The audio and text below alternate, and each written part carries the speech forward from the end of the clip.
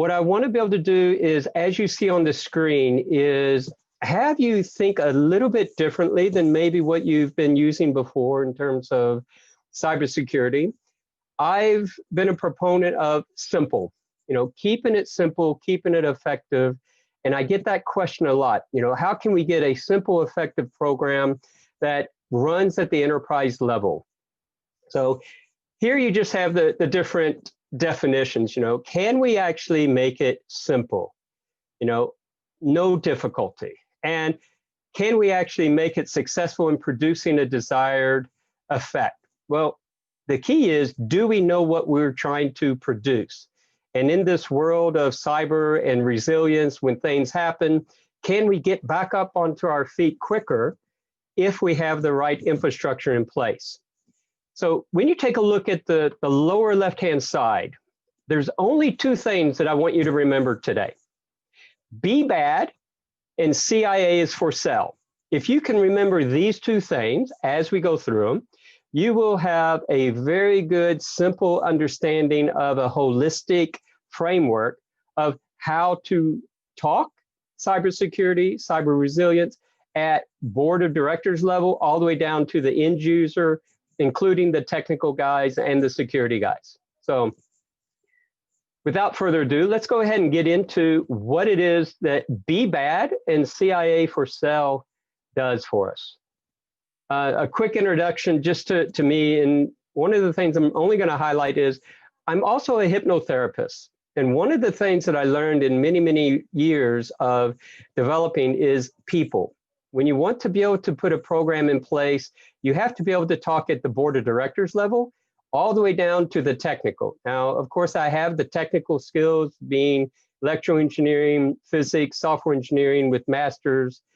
But what I found most is being able to understand people, understanding yourself, as well as the people that you're communicating with at that time, to be able to talk their language that they understand.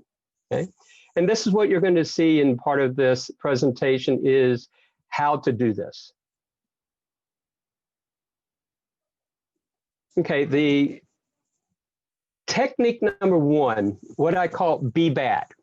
Now, of course, these are going to be acronyms, and Be Bad is BE, right? Business environment. You need to be able to identify the business environment that you're working with.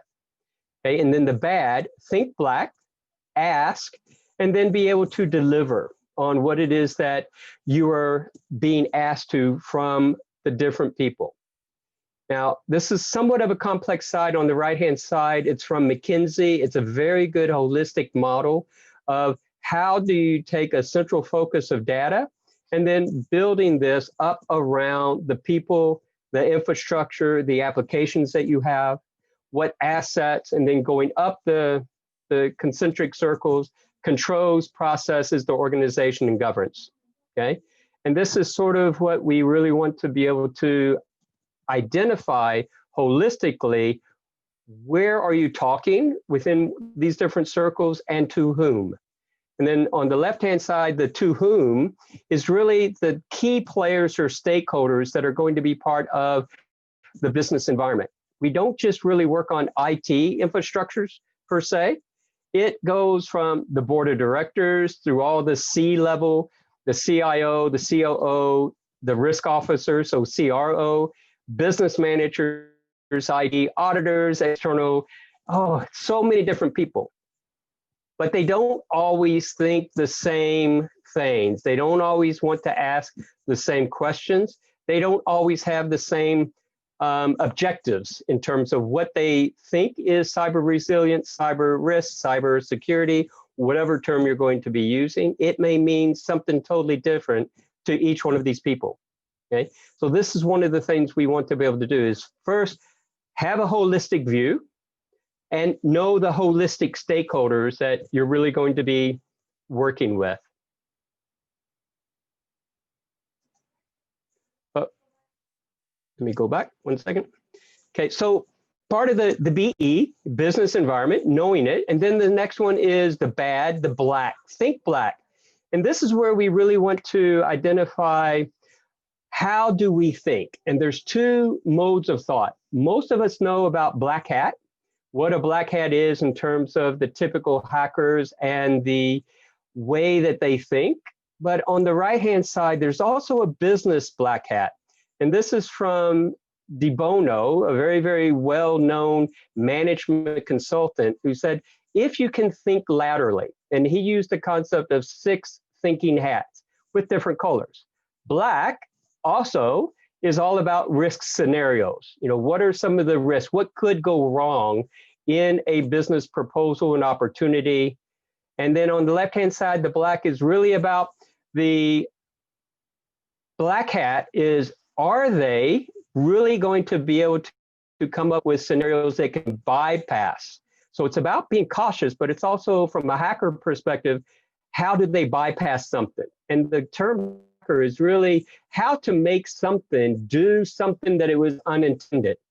So it's not so much that they might really want to cause impact, but in a case of a hacker, they may just want to see, can it do something different? Okay, so in the middle where you see these 2 faces, that's what we really need to be able to do. We need to turn left and be one side, and then turn right and be on the other side, depending on who we're talking to. And then part of the thinking hats, right, is also the different colors. So the green is typically the creative, right? We can't just always come across and say, ah, here's the risk, and we have 1,000 risks, and all you do is come up with 1,000 risks. Part of our job as security professionals are coming up with solutions.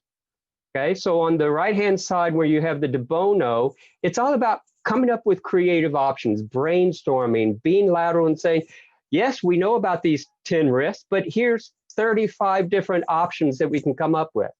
They may not all work, but you come up and you brainstorm and you come up with options there. And then from a business side, the yellow is all about our cost-benefit analysis.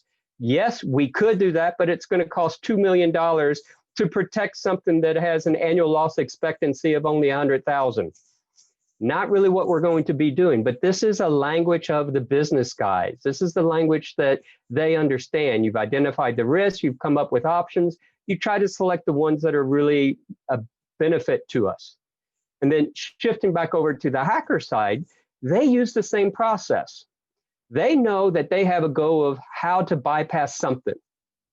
So they also have to come up with all kinds of different techniques. What do they know? Put in 4 or 5 different options of saying, well, let me just go and try it. So they're using the same type of reasoning and going over to the exploit. Once they know, well, they select their exploit based upon, is there a benefit to it? Maybe some of their exploits are going to be too loud and it's going to cause too much of a logging, or they may get detected. So they're going to go through the same process of selection of which ones have the best practical benefit to decide what they want. So when you think black, you're thinking on both sides.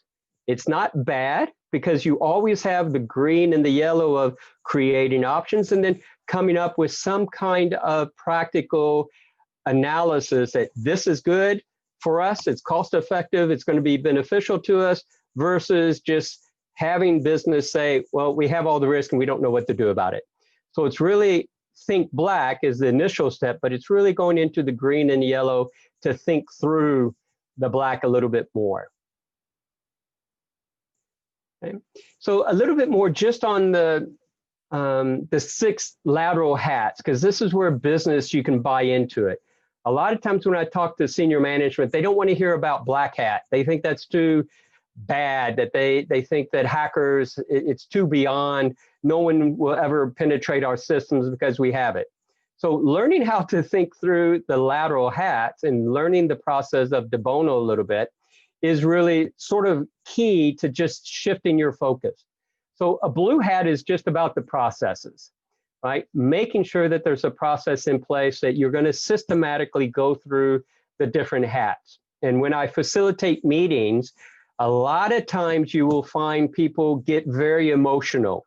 They have a gut instinct and they want to only have their vision or their idea push through. And this is what you will have as the red hat.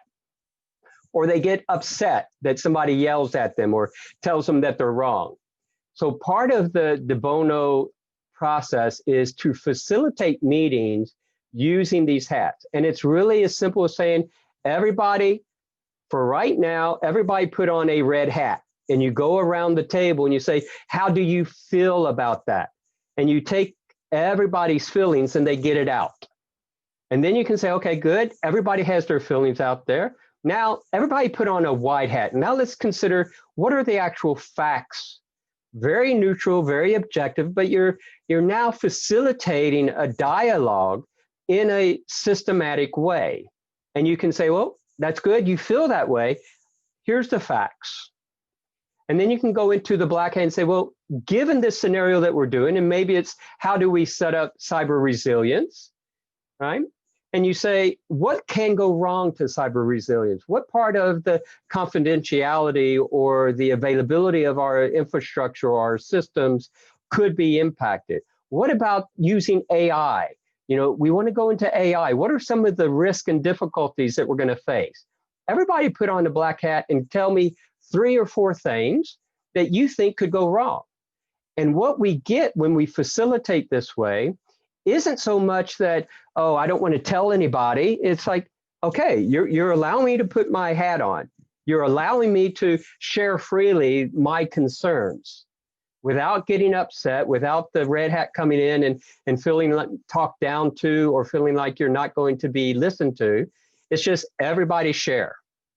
And then after that, you shift over to the green and say, okay, guys, we've already talked about some of the problems that could happen. Now let's get creative. Everybody put on a green hat and let's think through what are some of the solutions that we have.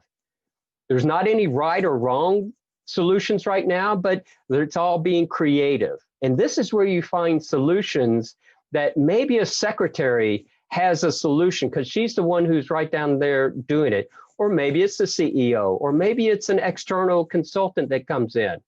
But everybody's allowed to be creative by putting on this green hat and sharing all the ideas. And then from a process shifting now over to the yellow is saying, okay, so now what is it? How to get an idea that is creative, but then really evaluate it. Well, that's a good idea. It's just too expensive. It's a good idea. It requires too many people. It's a good idea. It may not actually fit our strategy, but let's think through it a little bit, right? So you logically try to go through the concept, okay? And in doing so, and doing it this way, you facilitate the lateral thinking, the human mind, to the point that everybody can contribute without feeling bad or without getting sidetracked one way in terms of people who are only factual or logical, that they can come through and also participate. Okay. Part of the be bad, so we took the business environment, that we know the business environment. We know that we can think black, and black also includes the green and the yellow. So you're thinking differently, like the black hat of de bono, but also from a hacker perspective. Then you have to ask. Right? And this is what I try to do, one with my students, but also with my clients, is I don't know them. When I go into a new bank or a financial institution, I'm new. I don't know them. I don't know who they are. I don't know what their history is. The easiest thing that I can do is ask. So I started a system many, many, many years ago of saying, on the right-hand side, we know all the stakeholders, which is part of our defining the business environment. We know the business users, the business managers, security team, you know, we know the CIO, first level of defense, the risk management, audit. We know everybody is typically in an enterprise. But what we don't know is what is on their mind. So I simply ask. And if I go through right now and ask you to type in the chat, what are typical questions that any of these people would ask? And literally within, and I'm actually asking you that. So take your time right now to list inside the chat typical questions that one of these entities would ask that is needed. Okay.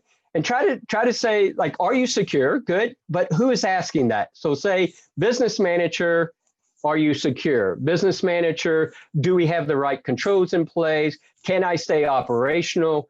Any type of question that you have had. Yeah, very good. What are some of the assets to be secured? This is the interaction part. So type away. Feel free, because more questions that we have, the more everybody benefits from, because it's not only what we have as experience, it's what the entire community comes in.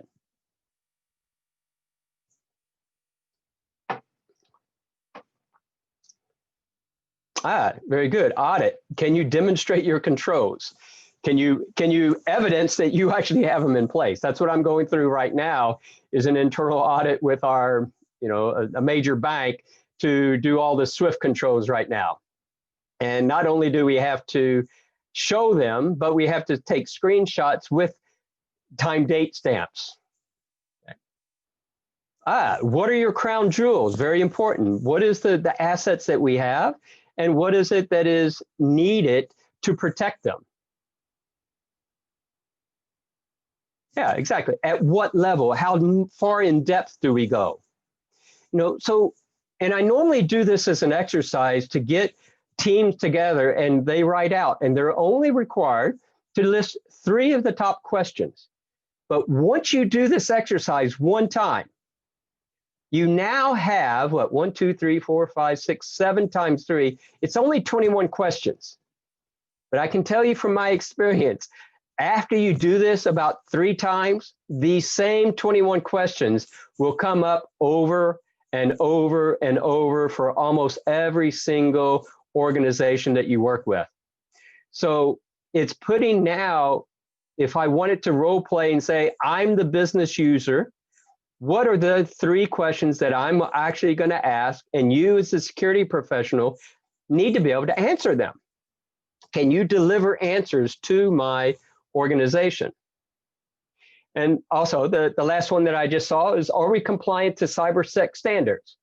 Very good point. And these are very good questions, and they are going to be asked by the different team members.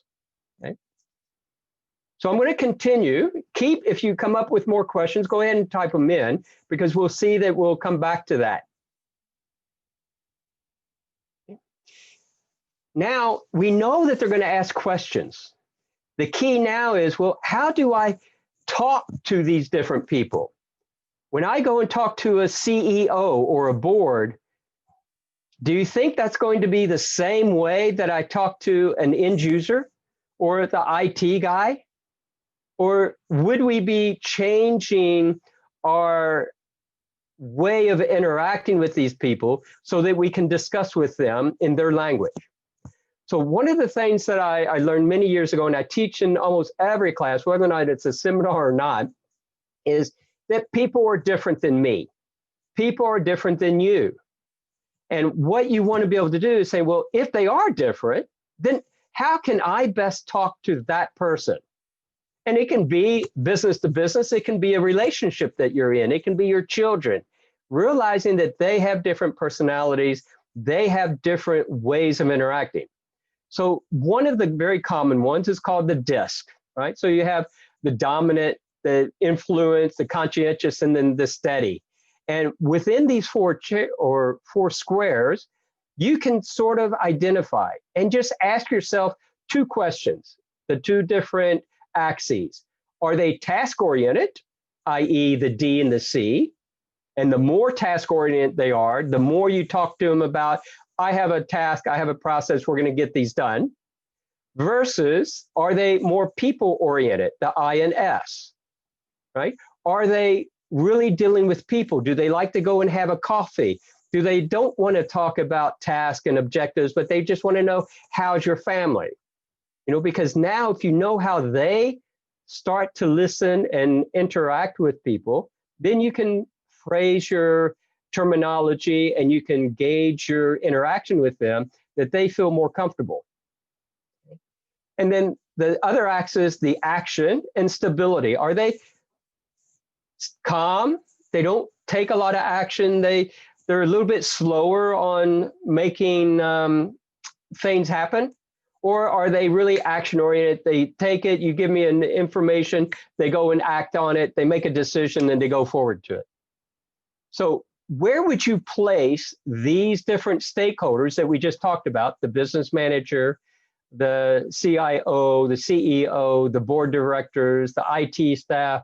If you could fit them in one of these places, like I put on the screen, the CEO, typically, not always, so I won't make an assumption that they're like that, but typically, would you agree the CEO is action-oriented and more task-oriented than people-oriented? But he is a little bit people-oriented.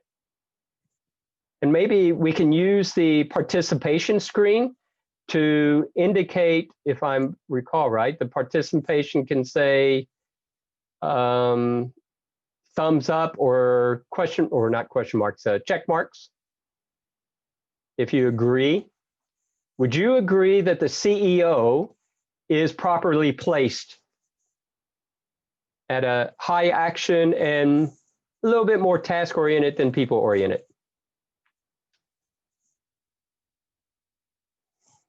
In any interaction?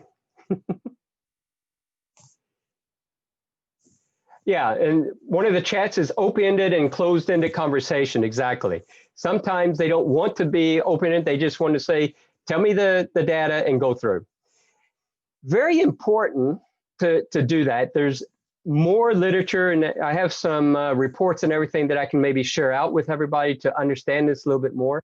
But it is important to know who you're talking to so that you know how to answer their questions. Now, this slide is a little bit busy, but the key is be bad. So the D now is deliver.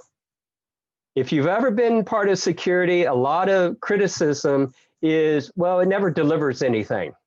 You know, we spend lots of money, but, you know, you can't really answer my questions, and I don't know if we're secure or not. And this is one of the problems. So going from the left-hand side, and maybe I can get my pointer here. Annotate. Yeah, so here, when we take a look at, do we know the objectives? You know, overall, from an enterprise level, have we already looked at the strategy, the policy standards, and as we say here, what are the top 3 asks? Because what's on their mind? What's on their mind is the questions that they would really like to have answered. And part of that is you take whatever the entity is, the CEO, et cetera, what are their frameworks of the strategy policies? What are they asking for? Because it may not always be asking, are we in compliance with the strategy plan and policy? That might not be their focus, but it is typically going to be on their mind if they've asked it. What people do we need to be able to answer that? What processes do we need? And what technology is out there that helps us to answer that? And part of that, these, you know, the typical triad of people, process, and technology come into, can we actually identify the RACI? Do people know what RACI is? Responsibility, accountability, and what's the C and I? Now it's a test.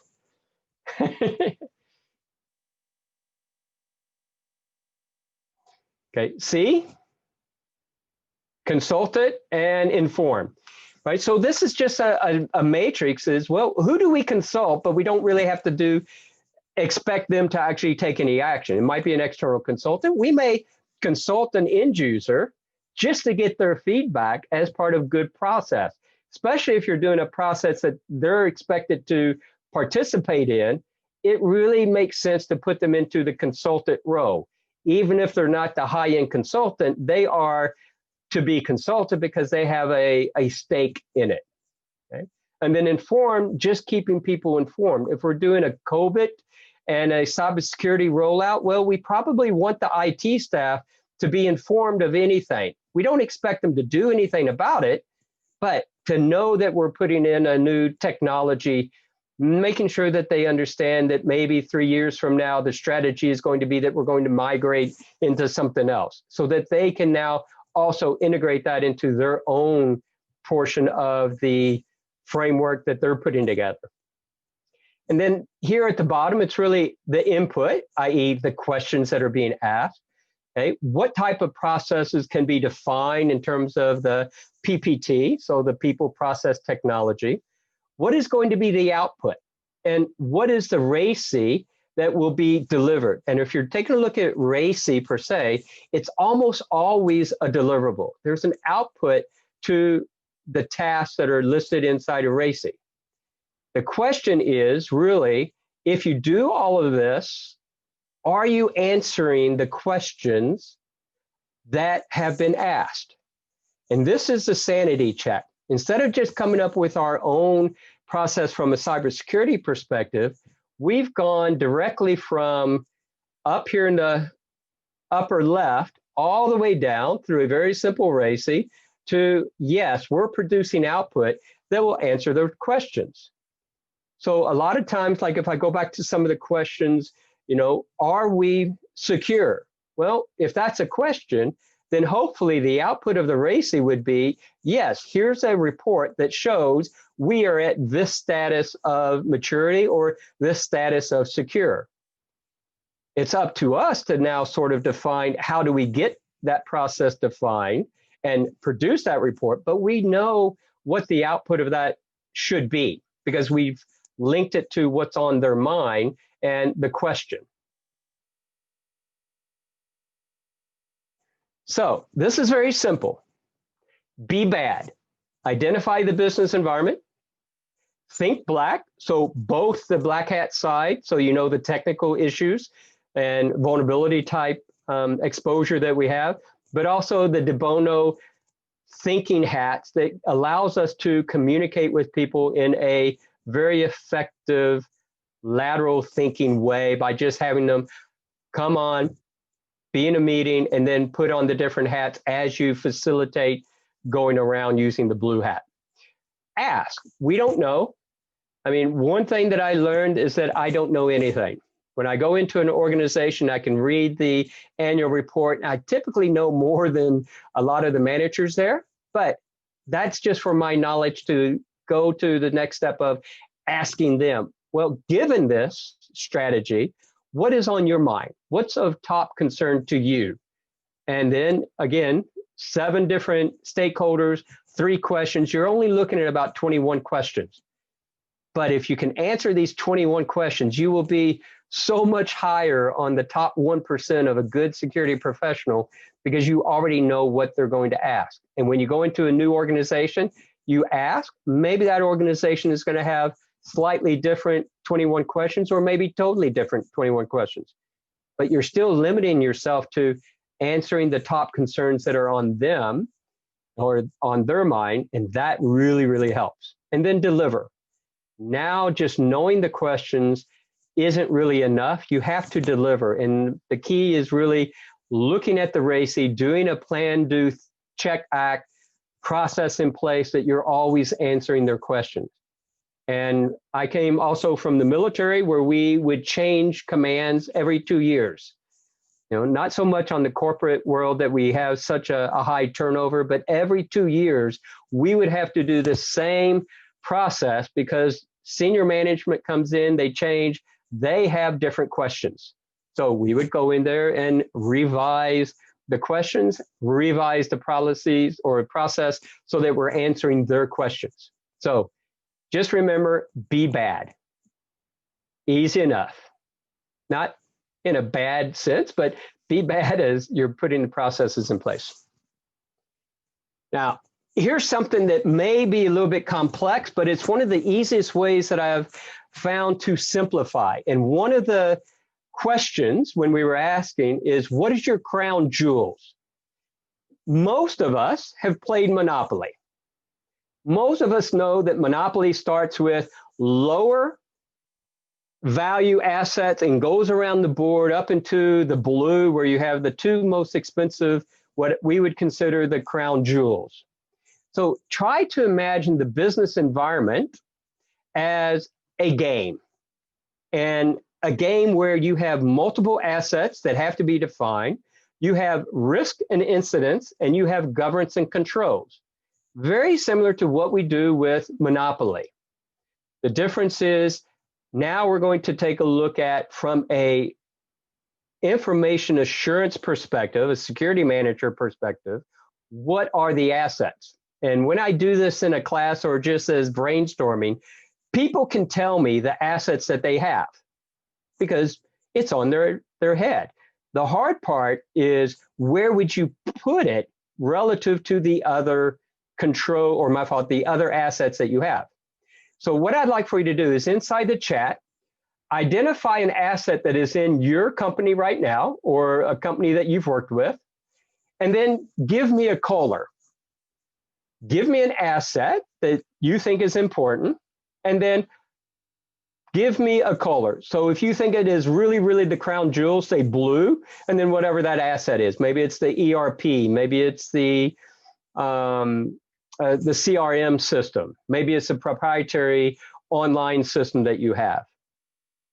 So that it gauges you to say, I know an asset and I know the relative value or importance that it would be to an organization. Okay, exchange, so blue. So this is an organization that is considering email very, very, very important. And this is going to be crucial when we get to the next slides, because if it is very important, we will spend more money on it. We will spend more time looking at the be bad and putting the black hat of what are some of the risks, the creative solutions that are there. Okay. And as you're thinking through the assets and typing them in, remember on Monopoly, you have these 4 railroads, the black pieces that you have here. This can actually be your infrastructure, you know, your email, your internet or intranet, right? So you can have this baseline infrastructure that is really needed for overall support of all the other assets. Okay? And if I asked you to, in a half-hour workshop, and we sat down with this board, or you sit down with this type of a board with your team, it's fun because now you can go through and say, well, are assets sort of similar to each other? So you have 3 similar systems in an orange or a yellow or a green. And what is the relative risk? And in a very, very fun way, you start to map out, you know, the top assets that an organization would have. Literally within probably 60 minutes, we can map out any organization in a very simple way doing this. It's not going to be perfect, but it will actually give everybody a visibility of the relative importance, and people can then change. One of the things I do, I print this out into magnetic pieces, so magnetic property boards, and people start to put the magnets wherever it is. And then during discussion, if they say, no, that's not as important, they just slide the magnets over so that it goes into the proper relative importance. Okay. Now, who would you want to actually do this? Now, when we take a look over the left-hand side, these are all the people who will have an impact in terms of the relative importance. The business drivers of where people make money can help you identify the relative importance of the crown jewels and everything else, right? So these are really good, easy ways of looking at the business environment and putting it out here. So in a gamification type way. So this technique is really about CIA, and CIA is typically the triad of confidentiality, integrity, availability. IS is information systems, and then for sale is really about the different risk. And we're going to jump into now, how do we know the CIA of the assets, and how do we know the different risk? And again, we're going to keep it gamification. We're going to keep it simple. And if you play Monopoly, on the back side of a property card, you have the different hotels and houses that you buy this. Switch that, instead of the houses, controls. So now when we have a asset name and we say, well, how much did it cost us? And this might be the capital expense. Put it on here. What is the return on investment that an organization is expecting? Because from a business side, there should be a return on investment. Security guys a lot of times forget that there is supposed to be a return on investment because it's a cost a lot of the time. And this is what we're looking at, making sure that we know that there is a business idea that if they're going to rent it out, and maybe renting out isn't, but it's going to be how many customers can we get depending on the business model of the asset. More of what we are used to is criticality, integrity, availability, sensitivity. I add in here because it now with the data, GDPR and some other data regulatory is sensitivity can be very, very important. And imagine that now you have an asset on the board. What controls or enhancements are you going to put in place? So maybe if it is a high confidentiality, right? So if you rate the confidentiality 5, then one of the first enhancements that you may need to buy is what? What type of control would help the confidentiality of an asset?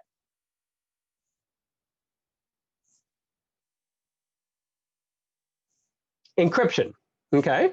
So encryption is probably not free. So we would have to say, okay, well, we could put encryption and it's going to be this. Could we, from a business perspective, increase the value to the customer that they pay more for this enhancement? And maybe it's not. Maybe it's going to be the same because we can't pass this on to a client, but it is something that we want to be able to do. And then part of that is part of the effectiveness when we get into the, here's the green is the enhancement. When we take a look at the business action and the risk control is it going to be effective? Is it going to be cost effective? Is it going to actually improve something? So the business impact, if you do use encryption, then it can minimize the likelihood that confidential information is seen across the network. Or when you take a look at data at rest or data in motion, that you put these type of concepts in place. And again, using the green hat, thinking black, putting in what's a second enhancement that an asset can normally use. And again, if we don't know, we can go back up to what we just rated them. Is like, oh, if it's critical and it has a high availability, what's a control that would help the critical and high availability? Access control, yeah, so access control can help the integrity, but also on the availability, you have to make sure people have access to it. But you could also take a look at, again, the green hat brainstorm, right? You have clustering solutions, technical solutions. You have failover, right? Fail safe. You can have data center replication, right? Now, some of these options may be very, very expensive. Or you come up and say, well, based upon that, we will select this. It's going to cost us this. We may or may not be able to do a pass-through to get business.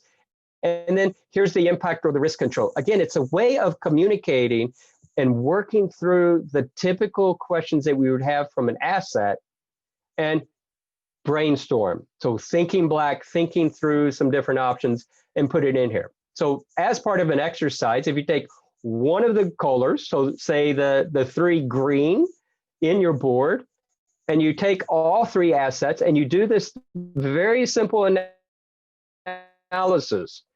It's simple.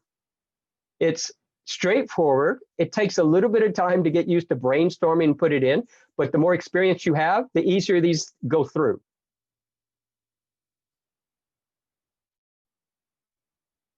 All right, so coming back to the more complex slide, when we were talking about the beginning, realizing that the CIA is for sale, okay? And for sale is, we all know that information is sold on the black market, the dark web, to the point that it is a multi-billion-dollar industry of trafficking in data. And they don't care anymore. And with the new improved exponential use of artificial intelligence to gather information, they don't care where the information comes from, because they think 5 years from now, that data may be more important. So they are really just trying to hack anything. One of the things that I'm doing right now is a board level communication on AI to boards and C-level staff.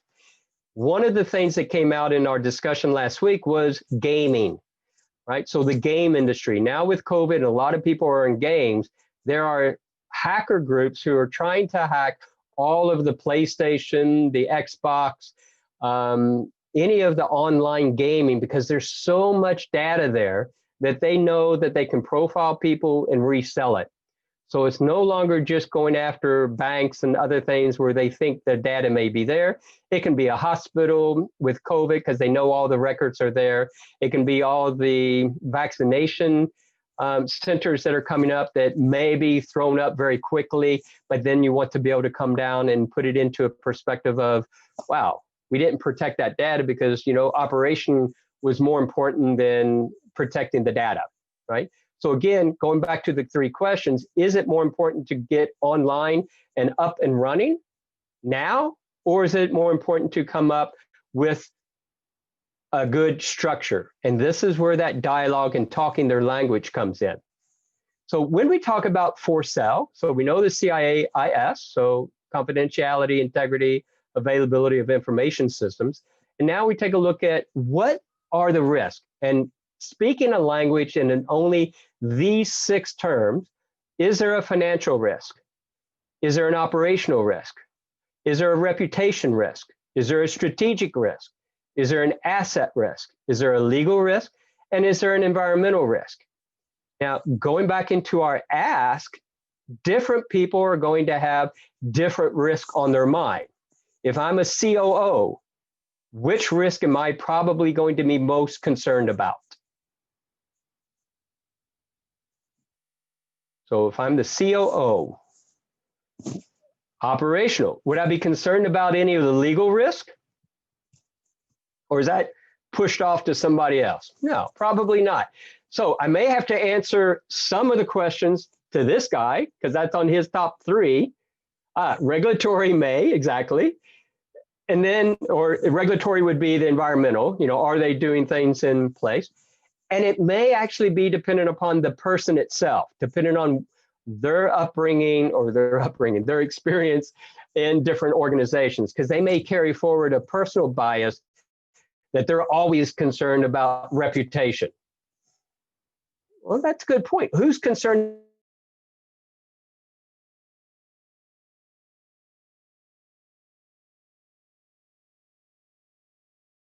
The 3 questions, board, maybe everybody, and depending on what if it's their reputation, because this is one of the keys, and that's a good point, is everybody is probably worried about their own personal reputation. But from a company, yeah, the CEO is definitely going to be concerned about reputation. Because let's just think about one little consideration. If somebody hacks a machine and steals all of your personal data off of a healthcare or a hospital system, who's going to be the first visible person to have to speak? It's going to be the CEO. Good point on the CFO, because now the CFO drops, it's going to be disastrous. So a lot of them will start to speak, and they will have their own language. How do we know? Because we've asked them. What are the top 3 concerns? And if we want to consider the risk, which ones? Very, very easy for people to answer this if you give them a simple platform to answer, i.e., of the for-sale risk, which ones are most important to you? And they will answer you. And it won't take them but a minute to answer, because they will understand this terminology. Okay. Now, a little bit harder is, how do we come up with all of these type of risk? Now, when I was in the military and risk management was sort of a new thing back in what, let me just say it's 2000, it's far enough. We were dealing with over 2,000 different risks. So one of the things I did is, well, how do we get people to think differently because not everybody wants to identify the different risks that are out there. So we created a simple game of rolling 2 dice. And if you take a look at the dice, so 1 through 6 would represent the for sale. And then if you take a look at the other dice, it's like, well, what level of risk are we talking about? So maybe we dial a 1 and it's a low risk. So we just ask, give me, and stay on the same line, give me a strategic risk that you would consider low. And by doing this, in about a half hour, you're brainstorming the different, think black, the different scenarios that could come up. And you say, okay, the risk is strategic, the threat is low or a 1. Give me a scenario. And you put in a quick scenario. And then you ask yourself, well, what technical controls could we put in place? What administrative controls could we put in place? What people controls could we put in place? And if you discuss this with people, what type of considerations would they give you? Is this a good one? So again, the cost benefit. So again, you're taking a look at the black hat, the green, and it's just a forcing you into a scenario of green, to the different options for the controls, and then the yellow, is it making sense with other people and not in an objective, hey, that's a horrible idea and those are the wrong controls. It's, hey, if you had to rate this, how would you rate it? What is RCSA?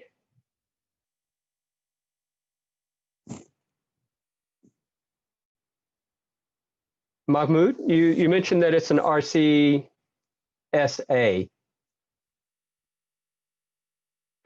Yeah, I can. This is just a technique of looking sort of as a self-assessment of brainstorming. So I did this with my banking client, and we came up with 35. And it took us 1 hour because we had a compliance, regulatory compliance that we had to do, risk-based scenario management. And we said, okay, so let's just come up with some scenarios.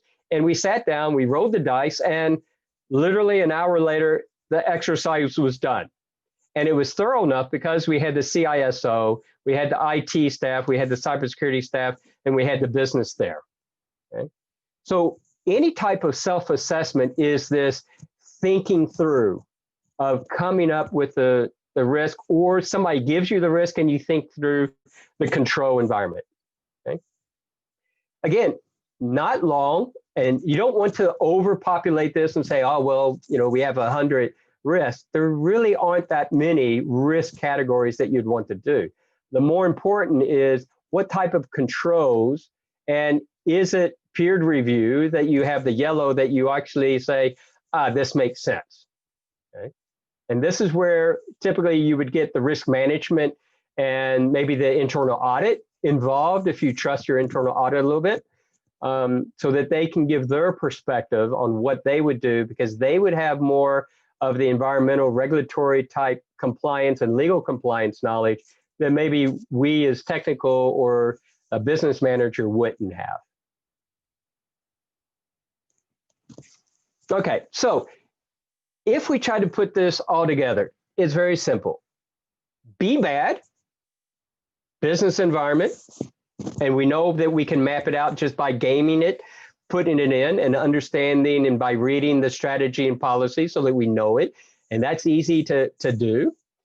Think black may take a shift in understanding what the black hat, the black, green, yellow thought process is. If we don't know, ask. And there's not that many stakeholders typically. And so there's not really that many different questions that need to be asked. But then being able to deliver, this is the little bit harder part, getting the processes in place, talking to the different stakeholders. And part of the delivery is, are you going to be able to provide systems that answer their questions? And when that risk assessment is done, you have to understand what is it that they are looking at. What is their knowledge, or what we call the risk tolerance of that assessment. And one of the questions that came up, the risk assessment criteria. Very, very important to know the risk appetite and the risk tolerance. And risk tolerance can change. And I use the example of, would you go and jump out of an airplane? And if you're willing to go and jump out of an airplane, you probably have a high risk tolerance, right? And if not, then you probably don't.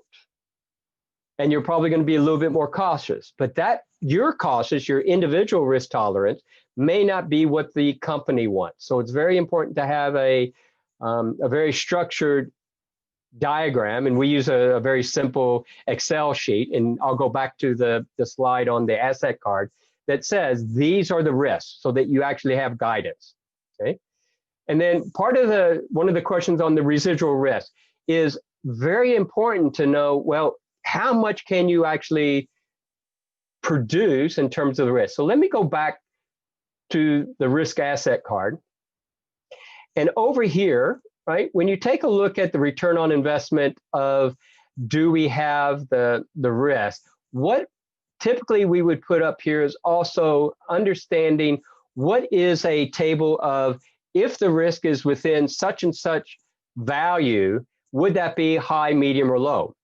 So one of the clients I'm working with now, globally, the risk tolerance for medium is $100 million. At the country level, it's 10 million.